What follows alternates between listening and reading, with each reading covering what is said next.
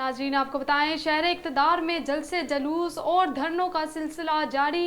Red zone के दाखिली और खारजी रास्ते कंटेनर्स लगाकर बंद कर दिए गए।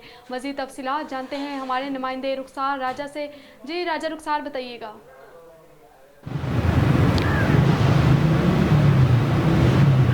जी, मैं इस टाइम मौजूद हूँ वफाकी दारुल-हुकूमत इस्लामाबाद में डी चौक से तकरीबन 1 किलोमीटर के फासले पे। आज ये जगह भी जो है कंटेनर लगा के बंद कर दी गई है। अब से तकरीबन 6 दिन पहले की बात करूँ तो पूरे रेड जोन को चारों अतराफ से दाखिली और खारजी रास्ते जो है बंद कर दिए गए थे। ताजरान की एक बड़ी हड़ताल के बाद जो है यूटिलिटी स्टोर के मुलाजमीन भी यहाँ पर सरापाई एहतजाज हैं। उसके बाद आज जो है PWD के मुलाजमीन भी सरापाई एहतजाज हैं।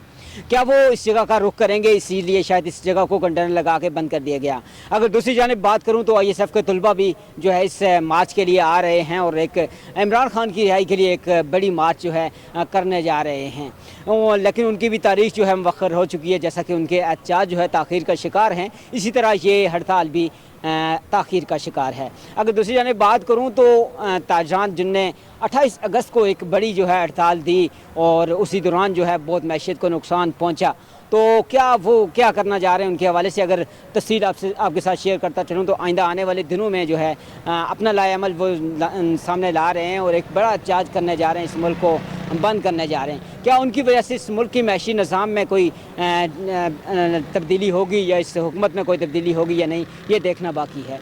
जी, बहुत शुक्रिया राजा रुखसार, तफसीलात से आगाह करने के लिए।